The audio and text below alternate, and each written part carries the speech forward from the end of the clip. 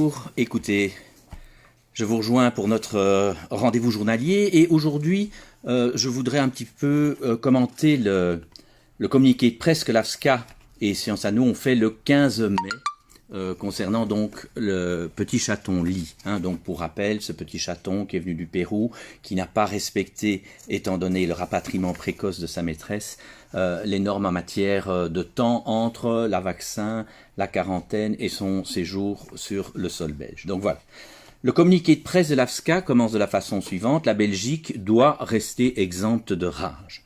C'est un titre, je pense, dans lequel chacun d'entre nous va se reconnaître. Tout le monde est d'accord avec ça. Le tribunal de première instance d'Anvers a reporté au 29 mai le verdict dans l'affaire du chat qui pourrait être infesté par la rage. L'AFSCA comprend qu'il est nécessaire de désamorcer les émotions qui entourent cette affaire, mais souligne que le danger possible pour la santé publique est toujours présent.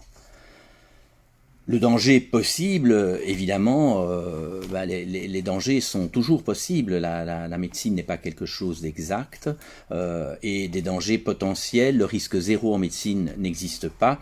Ça ne justifie évidemment en rien des prises de position extrêmes. Bien. Pour l'AFSCA aussi, l'euthanasie des animaux doit toujours être la dernière option.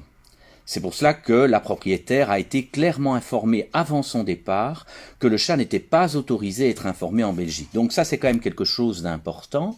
Cela veut dire que mademoiselle Selena Ali, après avoir acquis le chaton, l'avoir gardé chez elle, avoir fait cette deuxième visite chez les vétérinaires et la vaccination, a contacté l'AFSCA en disant que probablement avec le rapatriement, elle allait être prise de court et demandé, donc c'est pas un bandit là, elle a demandé à l'AFSCA de pouvoir, dans ces circonstances exceptionnelles, revenir avec le chaton en Belgique.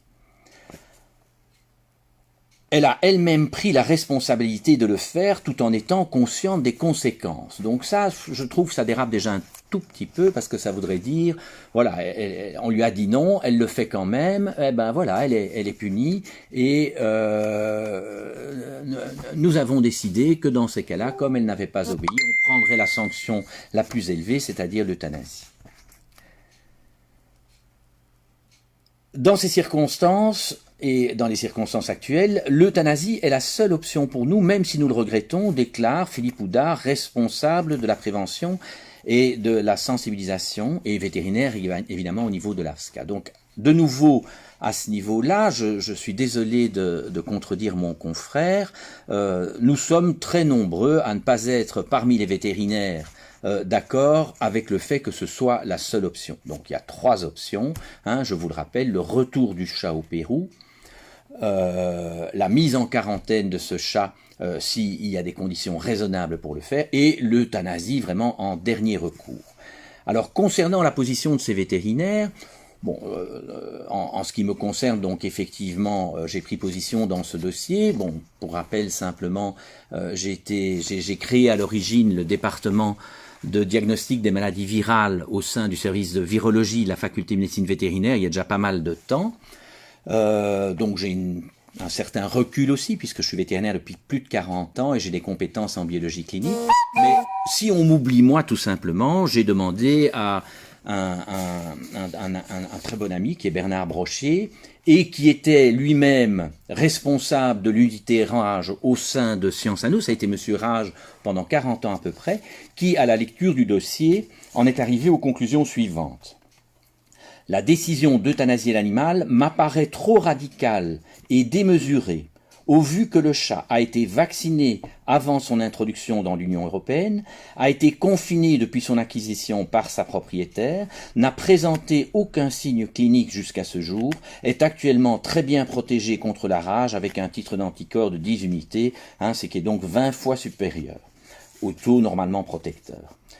Toutefois, une prolongation de la quarantaine pour totaliser les 3 mois après la prise de sang et avec contrôle régulier par un vétérinaire agréé me semble plus adapté et plus indiqué. Donc Bernard rejoint tout à fait la position que nous défendons dès le départ, à savoir il y a suffisamment d'éléments pour dire que ce chat ne constitue pas un risque de maladie ou de transmission.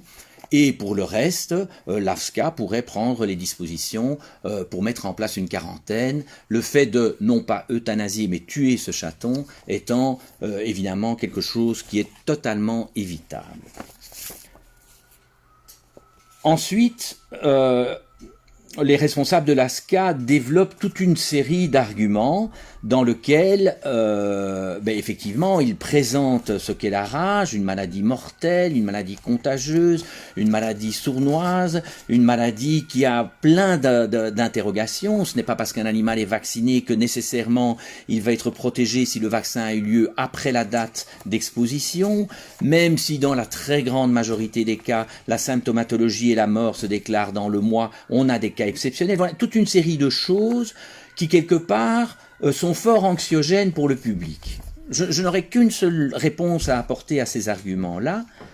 Tout ce que vous développez par rapport aux difficultés qu'il y a à la fois à diagnostiquer, à objectiver la maladie, sont aussi bien valables au Pérou qu'elles sont valables ici en Belgique. Donc je m'explique.